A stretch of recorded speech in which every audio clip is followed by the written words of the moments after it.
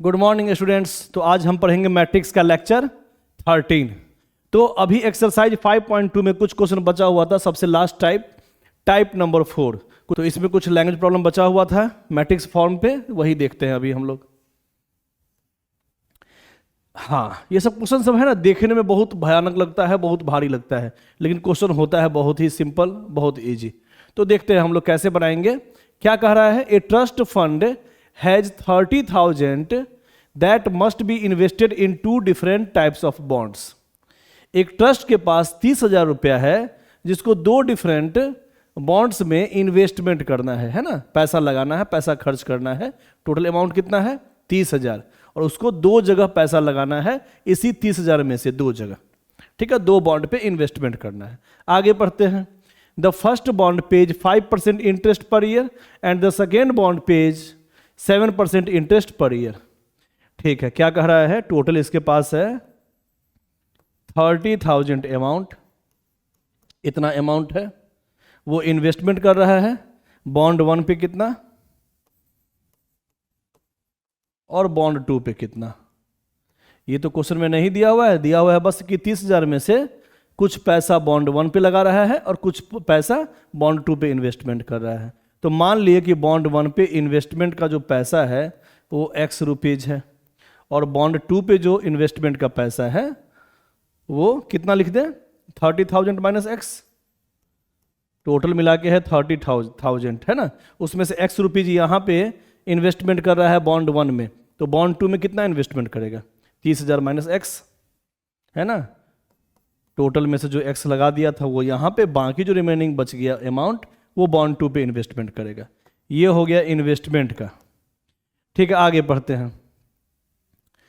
The first bond page 5% interest per year. First bond से 5% interest उसको मिल रहा है, ठीक है, आगे पढ़ते हैं। And the second bond page 7 interest है ना, 7% इंटरेस्ट पर ईयर, और सेकेंड बॉन्ड से 7% उसको इंटरेस्ट मिल रहा है। Using matrix multiplication determine how to divide 30,000 among the 2 types of bonds if the trust fund must obtain an annual total interest of 1,800 rupees। क्या क्या क्वेश्चन में था, क्वेश्चन में कह रहा था एक ट्रस्ट जो है वो 30,000 रुपया इन्वेस्टमेंट करना चाहता है 2 जगह पे, बॉन्ड 1 पे और बॉन्ड 2 पे। तो मान लिए कि बॉन्ड 1 पे इन्वेस्टमेंट करता है x रुपीज, और बाकी जो बच गया 30,000 माइनस x रुपीज वो बॉन्ड 2 पे इन्वेस्टमेंट कर दिया। उसके बाद उसको बॉन्ड 1 पे 5% इंटरेस्ट मिलता है और बॉन्ड 2 पे 7% इंटरेस्ट मिलता है।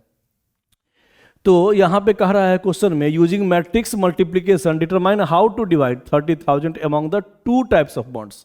तो हमको यहाँ पे ज्ञात करना है, मालूम करना है कि बॉन्ड 1 और बॉन्ड 2 में कितना पैसा इन्वेस्टमेंट करेगा कि टोटल उसका जो इंटरेस्ट आ रहा है वो 1,800 रुपया है।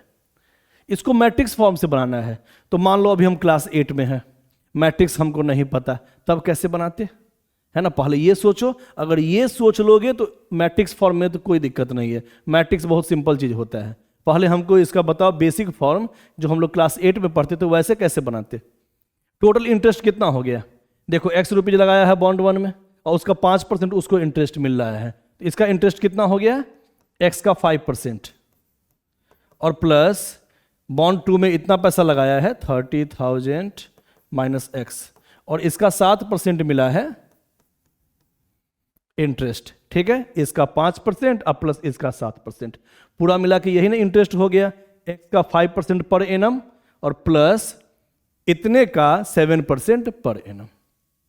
तो टोटल जो इंटरेस्ट 1 साल के बाद मिलता है वो लिखा हुआ है 1,800 रुपया, है ना। Annual total interest is 1,800 rupees. तो टोटल इंटरेस्ट ही तो निकाल रहे हैं, है ना, टोटल इंटरेस्ट निकाल रहे हैं, x का 5% प्लस 30,000 माइनस x का 7% इज इक्वल टू दिया हुआ है 1,800। अब इसको सॉल्व करेंगे ना तो x का वैल्यू निकल जाएगा, है ना, इसको सॉल्व करेंगे x का वैल्यू निकल जाएगा, और x निकल जाएगा तो ये भी निकल जाएगा। लेकिन इसी को बनाना है मैट्रिक्स फॉर्म से, तो पहले हम बेसिक से बता दिए हैं, बेसिक से अगर समझ में आ गया तो मैट्रिक्स से कोई दिक्कत नहीं होगा। देखते हैं कैसे बनाएंगे, ध्यान देना। तो मैट्रिक्स फॉर्म से जब भी कहेगा बनाने के लिए क्वेश्चन को, तो एक चीज ध्यान देना, हमेशा क्वेश्चन में गौर से पढ़ना, तो दो टाइप का डाटा इसमें लिखा हुआ है। एक है कि कितना पैसा इन्वेस्टमेंट किया, और एक है उसको कितना इंटरेस्ट मिला, है ना। दो टाइप का यहां डाटा है। तो फर्स्ट टाइप के डाटा को हमेशा रो वाइज लिखना, एक्स रुपीज और 30,000 माइनस एक्स। ये किया है इन्वेस्टमेंट, इतना पैसा इन्वेस्टमेंट किया है। ये बॉन्ड 1 का इन्वेस्टमेंट का अमाउंट है, ये बॉन्ड 2 का इन्वेस्टमेंट का अमाउंट है। ठीक है, तो हम लोग क्या करते हैं मैट्रिक्स वाले क्वेश्चन में, हमेशा जो फर्स्ट डाटा लेते हैं उसको रो वाइज लिखते हैं, और जो सेकेंड डाटा लेते हैं उसको कॉलम वाइज लिखते हैं, ताकि मल्टीप्लाई करे तो वो मैट्रिक्स फॉर्म बन जाए, है ना, डिफाइंड फॉर्म बन जाए, इसके लिए। तो फर्स्ट का जो इंटरेस्ट था वो कितना था, 5%, और बॉन्ड 2 का इंटरेस्ट कितना था, 7%। ये है total interest for bond 1 and bond 2। ठीक है, इतना इंटरेस्ट है। तो हमेशा याद रखना कि मैट्रिक्स का कभी भी क्वेश्चन आए इस टाइप का, तो पहले साइड में बेसिक फॉर्म लिख लो। उसके बाद इसमें दो टाइप का डाटा हमेशा आता है, एक है अमाउंट जितना इन्वेस्टमेंट किए, और एक है उसका इंटरेस्ट जितना क्वेश्चन में दिया हुआ है। तो हमेशा पहला डाटा को रो वाइज रख देना और सेकेंड डाटा को कॉलम वाइज रख देना, क्योंकि अब इसमें मल्टीप्लाई करेंगे तो x का 5% प्लस 30,000 माइनस x का 7% ही तो आएगा, यही लाइन तो आएगा। और इक्वल टू क्या आना चाहिए, 1800। तो आगे लिख देंगे 1800। मतलब जब भी नहीं समझ में आए तो बेसिक पहले लिख लेना, और ये लाइन लाने का कोशिश करना। ये लाइन कब आएगा, जब फर्स्ट डाटा को रो वाइज लिखेंगे और सेकेंड को कॉलम वाइज लिखेंगे। वही लिखे हैं, देख लो ध्यान से। क्योंकि जब हम मल्टीप्लाई करते हैं, जब हम लोग मल्टीप्लाई करते हैं तो कैसे करते हैं मल्टीप्लाई, रो से कॉलम वाइज कर दो। x का 5% प्लस 30,000 माइनस x का 7%, है ना, इससे ऐसे मल्टीप्लाई कर दिए, और इधर 1800 रुपया। अच्छा, एक चीज और बताना, इसका ऑर्डर कितना है, 1/2, है ना, एक रो 2 कॉलम, और इसका 2/1, 2/1। तो ये 1/2 है, ये 2/1 है। तो जो आंसर आएगा वो 1/1 के फॉर्म में आएगा ही। हम बताए थे जब भी दो मैट्रिक्स का मल्टीप्लाई होता है तो जो आंसर वाला फॉर्म आता है मैट्रिक्स का, उसमें हमेशा फर्स्ट का नंबर ऑफ रो और सेकेंड का नंबर ऑफ कॉलम, वही इसका भी रो और कॉलम होता है। क्या इसका रो होता है, जो फर्स्ट का रो होता है, और आंसर का क्या कॉलम होता है, जो सेकेंड का कॉलम होता है। बताए थे ना कि आंसर वाले मैट्रिक्स का हमेशा वही ऑर्डर आता है, जो फर्स्ट का नंबर ऑफ रो हो और सेकेंड का नंबर ऑफ कॉलम हो, वही इसका भी नंबर ऑफ रो और नंबर ऑफ कॉलम आता है। ठीक है, तो कभी भी क्या करना, एक जो डाटा दिया हुआ है उसको रो वाइज और सेकेंड को कॉलम वाइज रख देना, और जो भी आंसर आ रहा है उसको इस साइड रख देना, क्वेश्चन बन जाएगा। इसके बाद तो हमको इसको अलग करना ही पड़ेगा। अब इसमें एलिमेंट को बाहर निकाल दो और इससे इक्वेट कर दो। अब तो ये काम करना ही पड़ेगा। 5x/100 plus 7×21 minus 7x/100। अब बस इसको सॉल्व कर देना है।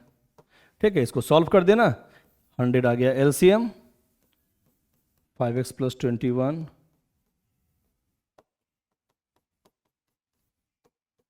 जो भी आएगा आंसर निकाल देना है। 5x माइनस 7x 2x, और 100 चला गया उधर, 1800 मल्टीप्लाई 100 40, 2x उधर चला गया, 21 में से 18 जाएगा 3 2 3 0। x इक्वल टू कितना आ जाएगा, 30,000/2 15,000 रुपीज। तो बॉन्ड 1 पे कितना खर्च किया था, x रुपीज आ गया 15,000। ठीक है, अब बॉन्ड 2 पे भी निकाल लेते हैं कितना इन्वेस्टमेंट किया था। बॉन्ड 2 का इन्वेस्टमेंट कितना है, 30,000 माइनस x। तो 30,000 में से x को माइनस कर दो तो आ जाएगा 15,000 रुपीज। दोनों का तो एक ही आ गया इन्वेस्टमेंट, है ना, यही निकालना था। तो हमेशा देखना जब भी ये इस टाइप का क्वेश्चन आए जिसमें बोले कि इसको मैट्रिक्स फॉर्म से बनाना है, उसमें एक तरह से बनता तो बेसिक से ही है, बस लिखते हैं उसको मैट्रिक्स फॉर्म में। कैसे लिखते हैं, हमेशा फर्स्ट डाटा को रो वाइज मैट्रिक्स में और सेकेंड डाटा को कॉलम वाइज मैट्रिक्स में, ताकि जब इस दोनों से इस दोनों में मल्टीप्लाई करें सामने सामने, है ना, तो जो प्लस वाला फॉर्म आएगा वो इसी के बराबर होना चाहिए, इसलिए इधर लिख देंगे 1800 रुपया, है ना, वही लाइन आना चाहिए। इसलिए हमेशा फर्स्ट डाटा को रो वाइज, सेकेंड को कॉलम वाइज। हाँ, तुम्हारा मन है तो ये भी कर सकते थे कि इसी को लिखो, इंटरेस्ट जो दिया हुआ है उसी को रो वाइज, और इन्वेस्टमेंट जो दिया हुआ है उसी को कॉलम वाइज, उससे भी आंसर सेम ही आता है ना। देख लो 1800 का ये क्वेश्चन बन गया, ये भी वैसे ही बन जाएगा, इज इक्वल टू 2000 कर देंगे, यहां पे 2000 कर देंगे, दोनों क्वेश्चन सेम टाइप का ही है। ठीक है, आगे बढ़ें। सारा क्वेश्चन एक ही टाइप का, बहुत इजी है ना। अब देखो यहां पे ये कैसे बनाया जाए, सब क्वेश्चन एक ही टाइप का है, घबराना नहीं है, सब आसानी से बनेगा।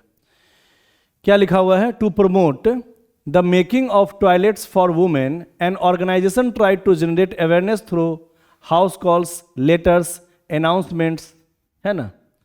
मतलब एक तरह से टॉयलेट्स जो वुमेन के लिए बन रहा है उसका जो ऑर्गेनाइजेशन है वो अवेयर कर रहा है, आदमी लोग को जानकारी दे रहा है, किसके माध्यम से, through house calls, letters and announcement, है ना। गांव गांव जाके मान लो वो हाउस कॉल कर रहा है, कॉलिंग कर रहा है, लेटर से दे रहा है, अवेयर कर रहा है ना, और अनाउंसमेंट कर रहा है, और उस ऑर्गेनाइजेशन का जो खर्च है वो आगे दिया हुआ है। The cost for each mode पर अटेम्प्ट इज गिवन बिलो। इसका मतलब हाउस कॉल का कितना खर्च है, एक हाउस पर अटेम्प्ट लिखा हुआ है, मतलब एक बार कॉल करता है तो उसका 50 रुपीज खर्च हो जाता है ना। लेटर के माध्यम से अवेयर कर रहा है टॉयलेट्स ऑफ फॉर ऑर्गेनाइजेशन के लिए, ठीक है, तो लेटर्स का जो खर्च आ रहा है वो 20 रुपीज आ रहा है पर लेटर का, और एक बार अनाउंसमेंट करने का खर्च आ रहा है 40 रुपीज। और आगे क्या दिया हुआ है, the number of attempts made in 3 village X Y and Z are given below. कितने बार नंबर ऑफ अटेम्प्ट्स मतलब कितने बार हाउस कॉल हुआ, कितने बार लेटर पहुंचा और कितने बार अनाउंसमेंट हुआ, वो नंबर ऑफ अटेम्प्ट्स यहां पे डाटा में दिया हुआ है, विलेज एक्स के लिए, विलेज वाई के लिए और विलेज जेड के लिए। तो ये गांव जो है, विलेज जो है एक्स वाई जेड, उसमें दिया हुआ है कितने बार हाउस कॉल्स हुआ, 1 नंबर का मतलब हाउस कॉल्स, पर नंबर ऑफ अटेम्प्ट्स कितने बार यहां अटेम्प्ट हुआ, कितने बार हाउस कॉल हुआ, 400 बार, लेटर कितने बार दिया गया, 300 बार, और अनाउंसमेंट कितना किया गया 100 बार। तो ये विलेज एक्स का है, ये विलेज वाई का है, ये विलेज जेड का नंबर ऑफ अटेम्प्ट्स दिया हुआ है। तो तुम्ही लोग से पूछते हैं कि अगर एक बार हाउस कॉल्स का 50 रुपीज पैसा उठ रहा है तो इतने बार हाउस कॉल्स का कितना रुपया उठेगा, 400 मल्टीप्लाई 50, है ना, 400 मल्टीप्लाई 50।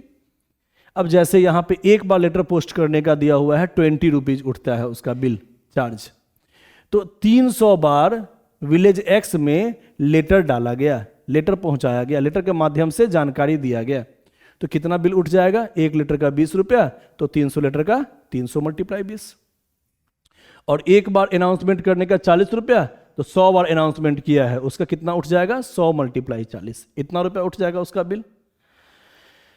तो find the total cost incurred by the organisation for the 3 village separately using matrices.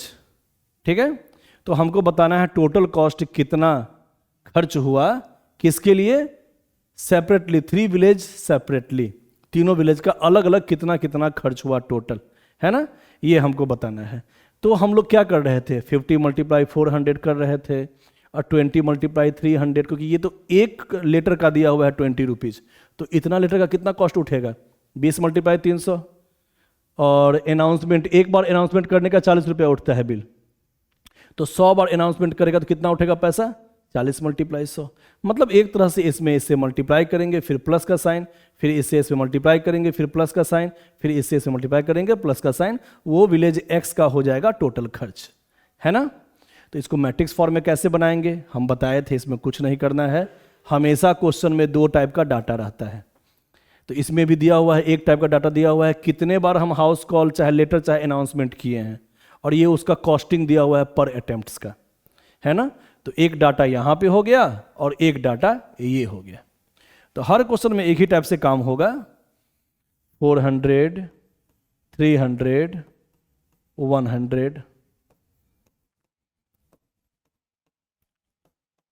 75, 500, 400 150। ये village X, village Y, village Z का नंबर ऑफ अटेम्प्ट्स है ना, मोड 1, मोड 2 और मोड 3।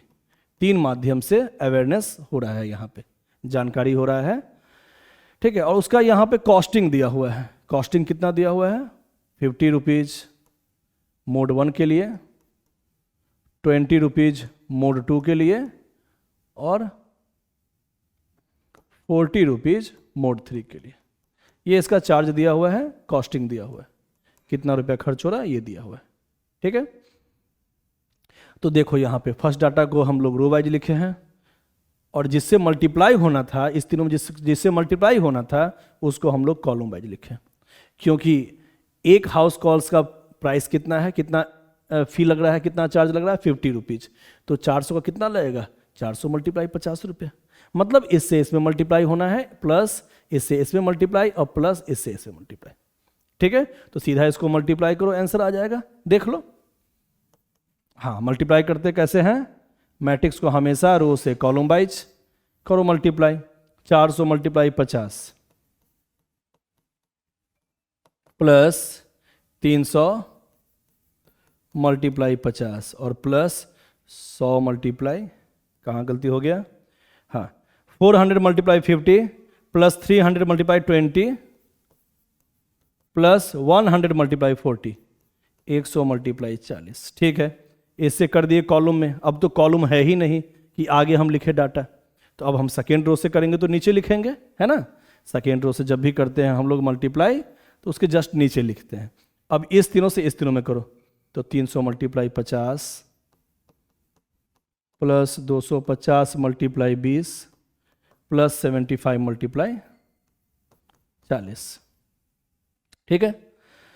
अब इससे करो, जब भी नीचे वाले से करेंगे तो नीचे लिखेंगे, फिर इससे है ना थर्ड रो से फर्स्ट कॉलम में, तो 500 मल्टीप्लाई 50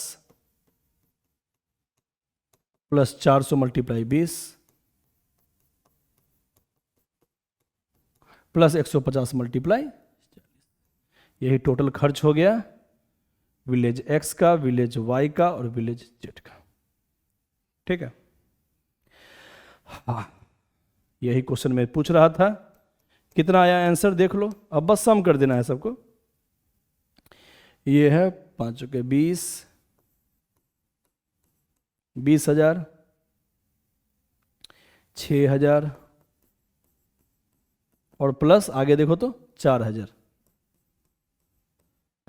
हाँ, ये कितना है?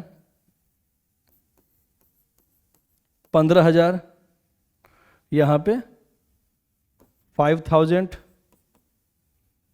और 75 मल्टीप्लाई 4 3,000, 40 हो जाएगा 3,000, है ना। आगे देख लो 25,000, 8,000 और प्लस 6,000, 20 6 26 4 30, यहाँ 15 5 20 3 23, 25 कितना हो गया? 5 30 33 39,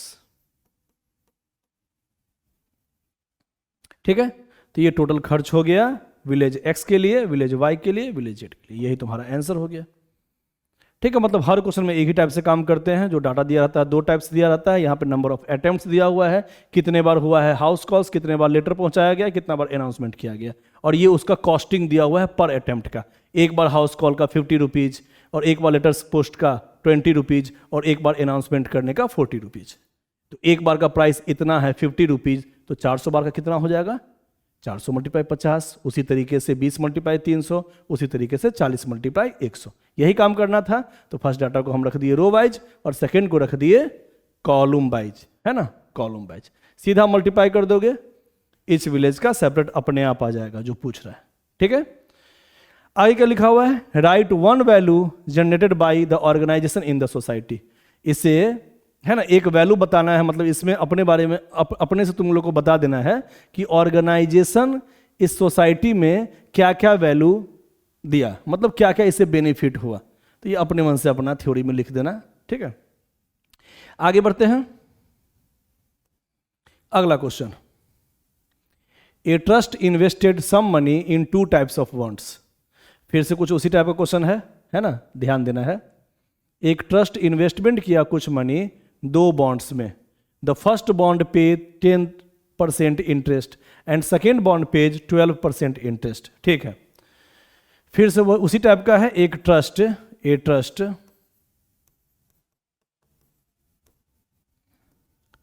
इन्वेस्टेड मनी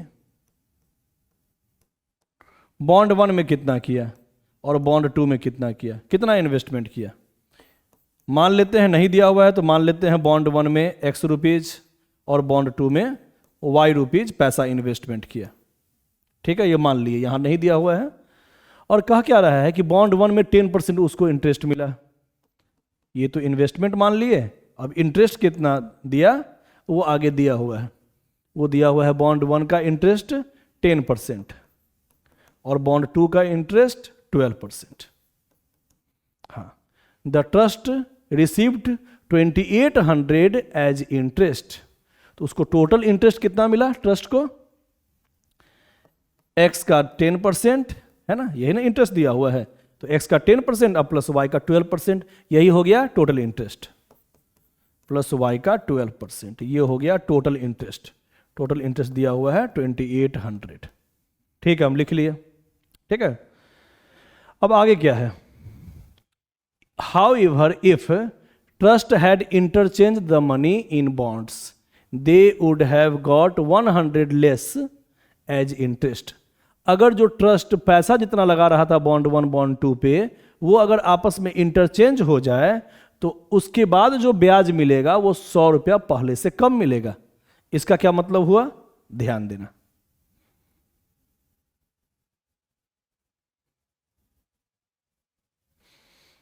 ध्यान देना।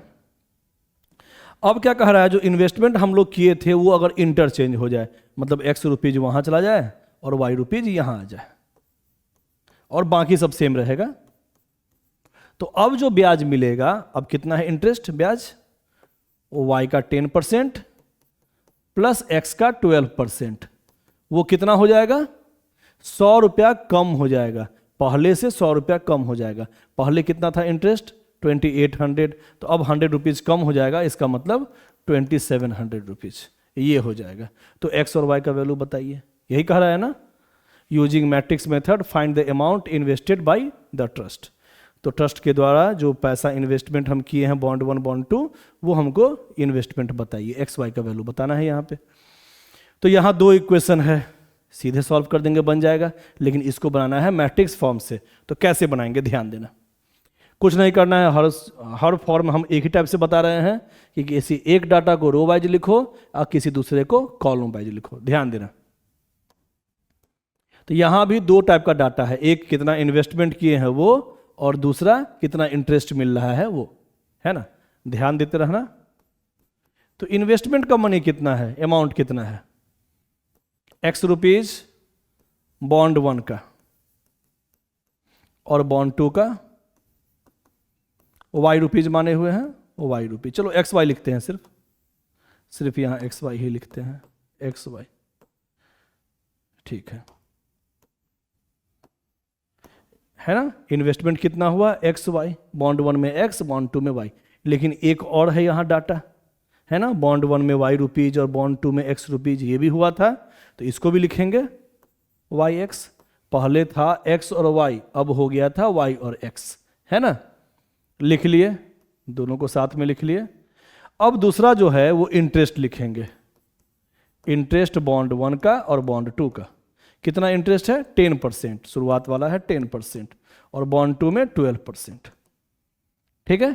अब पहले ये चेक कर लो कि जब हम इसको मल्टीप्लाई करेंगे फर्स्ट रो से फर्स्ट कॉलम में, तो यही वाला लाइन आएगा कि नहीं, देख लो एक बार। x का 10% प्लस y का 12% आ रहा है, ऐसा ही एकदम सही है। और जब इससे इसमें मल्टीप्लाई करेंगे दूसरे बार में, तो y का 10% प्लस x का 12%, यही आ रहा है, मतलब हम सही बनाए हैं। और इजक्वल टू क्या लिखेंगे रिजल्ट, यहां पे रिजल्ट लिखेंगे पहले 2800, क्योंकि पहले इससे इसमें मल्टीप्लाई करेंगे मल्टीप्लाई, तो x का 10% प्लस y का 12% आएगा ऐसा। तो यहां लिखेंगे 2800, और फिर सेकेंड लाइन से करेंगे फर्स्ट में y का 10% प्लस x का 12%, तो वो आना चाहिए इतना, इसलिए इसको नीचे लिखेंगे। और एक चीज और, तुम लोग वैसे भी जानते हो जब भी हम लोग मल्टीप्लाई करते हैं तो पहले इसका ऑर्डर बताओ। चलो, इसका ऑर्डर क्या है 2/2, और इसका ऑर्डर क्या है 2/1, है ना। इसमें 2 रो और 2 कॉलम, इसमें 2 रो और 1 कॉलम, 2/1। और जो मल्टीप्लाई करने के बाद आंसर फॉर्म आता है उसमें हमेशा number of row number of column क्या आता है, जो फर्स्ट का नंबर ऑफ रो होता है वही आंसर का नंबर ऑफ रो होता है, और जो सेकेंड का नंबर ऑफ कॉलम्स होता है वही आंसर का नंबर ऑफ कॉलम होता है। तो ये 2/1 में आना चाहिए। देखो सही लिखे हैं 2/1 में। तो जब नहीं समझ में आए कि यहाँ कैसे लिखना है तो पहले वो प्रॉपर्टी का यूज करो जो हम बताए हुए हैं, फर्स्ट का नंबर ऑफ रो और सेकेंड का नंबर ऑफ कॉलम, वही आंसर का भी ऑर्डर वही होता है। क्या होता है, जो फर्स्ट का रो होता है वही आंसर का रो, और जो सेकेंड मैट्रिक्स का कॉलम होता है वही आंसर का नंबर ऑफ कॉलम होता है। ठीक है, अब बस इक्वेट कर दो, अब कुछ नहीं करना है। x का 10% प्लस y का 12%, ठीक है, इससे इसमें किए हैं मल्टीप्लाई। अब आगे कॉलम नहीं है, मतलब आगे नहीं लिखेंगे। अब नीचे वाले से करेंगे मल्टीप्लाई तो नीचे लिखेंगे। अब इस दोनों से इस दोनों में करो तो y का 10% प्लस x का 12% इज इक्वल टू 2800 और यहां 2700। बस अब सॉल्व कर लेना है। फर्स्ट को फर्स्ट से इक्वेट करो, 10x/100 plus 12y/100 is equal to 2800। और सेकेंड लाइन क्या था, इतना इज इक्वल टू इतना लिखेंगे, है ना। ऐसे हम लोग इक्वेट करते हैं, कंपेयर करते हैं। तो पहले हम इसको लिख लेते हैं। अब इसको पहले जोड़ो या इसको जोड़ो, उससे अंतर नहीं पड़ेगा। 12x/100 अब प्लस 10y/100, ठीक है। इतना प्लस इतना इज इक्वल टू क्या लिख दें, 2700। ठीक है, अब सॉल्व करना है x y, है ना। अब सॉल्व करो इसको। दो इक्वेशन कैसे करेंगे सॉल्व, 12 से इसमें कर देते हैं मल्टीप्लाई, इसमें कर देते हैं 10 से मल्टीप्लाई। 12 से मल्टीप्लाई करेंगे तो ये हो जाएगा 120x/100 और माइनस, जब ये यहाँ जाएगा तो ये भी 120/x, है ना। 120x/100 ये भी हो जाएगा, ये भी सेम हो जाएगा, कट गया। माइनस करेंगे हट जाएगा 120x/100 और ये भी हो जाएगा 120x/100, कट गया। माइनस का काम कर रहे हैं तो जब 12 से इसमें करेंगे मल्टीप्लाई तो हो जाएगा 144y/100 माइनस 10 × 10 100y/100। अब इससे से करो मल्टीप्लाई, 56 33, ठीक है, माइनस 27000। कितना आया, 27 28 29 30, जो भी आएगा लिख देंगे, ठीक है। हाँ, अब इसको थोड़ा सॉल्व करना पड़ेगा।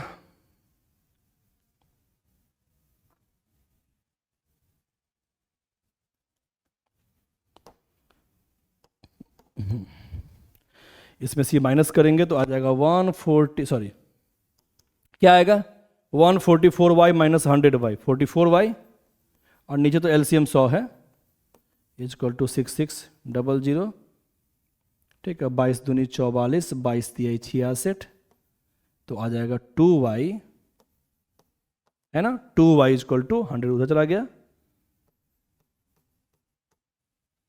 100 इधर गया, 300 मल्टीप्लाई 130,000, तो 2y is equal to 30,000, y is equal to 30,000 by 2 15,000। अब इसका वैल्यू y का इसमें रख दो तो x भी निकल जाएगा, है ना। निकाल लेना जो भी निकलेगा, यहाँ रख दो 15,000, मल्टीप्लाई करो तो 18,000 बटे 2 18 10 100, हाँ ये आ जाएगा 10,000, ठीक है। ये निकाल लेना, वैल्यू पुट कर देना इसमें तो x निकल जाएगा। मतलब बॉन्ड 1 में x रुपीज, ये बॉन्ड 1 का इन्वेस्टमेंट है और ये बॉन्ड 2 का इन्वेस्टमेंट है। यही तुम्हारा आंसर हो गया, ठीक है। आगे बढ़ते हैं। हाँ, अब देखो यहां पे हम जो बता रहे हैं ध्यान से देखना। Important questions for CBSE and state board, ये एग्जाम में हमेशा आता है थ्योरेटिकल क्वेश्चन में, जो स्टूडेंट हमेशा छोड़ देता है, जबकि बहुत इजी क्वेश्चन है, ठीक है। ये सीबीएसई हो या स्टेट बोर्ड हो, ये बहुत इंपॉर्टेंट कॉन्सेप्ट है और बहुत इजी कॉन्सेप्ट है। तो 2 क्वेश्चन को अभी ध्यान से देखना है जो एग्जाम में हमेशा पूछता है, ठीक है। थ्योरी वाला क्वेश्चन है, देखते हैं क्या कह रहा है क्वेश्चन में। If A is a m by n matrix, ठीक है, ए कह रहा है कोई m by n मैट्रिक्स है, and B is a matrix given in such a way that AB and BA are both defined, then show that prove that B is an n by m matrix।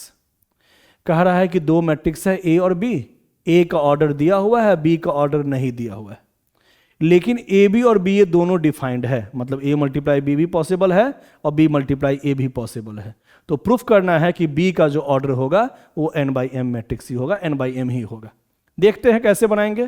तो A का तो order दिया हुआ है m by n और B का order हम मान लेते हैं p by q, लेट, ठीक है। B का हम मान लिए ऑर्डर p by q, ठीक है। A का ऑर्डर दिया हुआ है और B का ऑर्डर हम मान लिए। अब इस क्वेश्चन में कह रहा था, याद रखना ये बिहार बोर्ड हो या CBSE बहुत इंपॉर्टेंट है, हमेशा आता है 2 या 3 नंबर में, ठीक है। हाँ, अब कह रहा था कि AB यहां AB और B दोनों डिफाइंड है, दोनों पॉसिबल है ना। फर्स्ट यहां डाटा दिया हुआ है कि A का ऑर्डर भी लिख देते हैं साथ में और B p by q is defined, ये डिफाइंड है, ये पॉसिबल है। तो 2 का मल्टीप्लाई कब होता है पॉसिबल मैट्रिक्स फॉर्म में, जब फर्स्ट का नंबर ऑफ कॉलम्स और सेकेंड का नंबर ऑफ रो बराबर हो, है ना। तो लिखेंगे A multiply B is defined only when if number of column of A is equal to number of row of B। ये हम लोग पहले से जानते हैं कि 2 का मल्टीप्लाई तभी संभव है जब फर्स्ट का नंबर ऑफ कॉलम्स और सेकेंड का नंबर ऑफ रो बराबर हो। वही लिखे हैं, number of column of A is equal to number of row of B, मतलब n is equal to P, ठीक है। ये आ गया फर्स्ट इक्वेशन से, फर्स्ट इक्वेशन। चलो अब सेकेंड पॉइंट कह रहा है B मल्टीप्लाई A, ये भी डिफाइंड है, ये भी पॉसिबल है। तो B का माने हुए थे p by q ऑर्डर और A का ऑर्डर था m by n, is defined, ये भी डिफाइंड है। ये कब डिफाइंड होगा, फिर से वही कारण लिखो, only when if number of पहला वाला मैट्रिक्स का कॉलम है ना, number of column of B है ना, फर्स्ट का जो नंबर ऑफ कॉलम्स है वो सेकेंड के नंबर ऑफ रो के बराबर होना चाहिए, है ना। मल्टीप्लाई तभी संभव है जब फर्स्ट का नंबर ऑफ कॉलम्स और सेकेंड का नंबर ऑफ रो बराबर हो, बताए हुए हैं। Is equal to number of row of A। तो ये हम बताए हुए हैं कि 2 का मल्टीप्लाई तभी संभव होता है जब फर्स्ट का नंबर ऑफ कॉलम्स और सेकेंड का नंबर ऑफ रो बराबर होता है। तो BA कब डिफाइंड होगा, जब B का नंबर ऑफ कॉलम्स और A का नंबर ऑफ रो बराबर हो, मतलब Q is equal to M हो, ठीक है। ये आ गया सेकेंड इक्वेशन, ठीक है।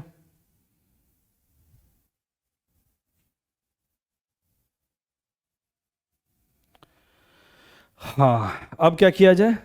अब B का जो हम क्या माने हुए थे ऑर्डर, B का ऑर्डर माने हुए थे p by q। तो देख लो यहां पे तो p is equal to n आ गया है ना, और q is equal to m आ गया है। इसका मतलब p by q को लिख सकते हैं n by m, तो यहां n by m, ठीक है। p के जगह पे n पुट कर दिए और q के जगह m पुट कर दिए, q के जगह m पुट कर दिए, यही हमको प्रूफ करना था, ठीक है। तो b का ऑर्डर n by m हो गया, प्रूफ्ड।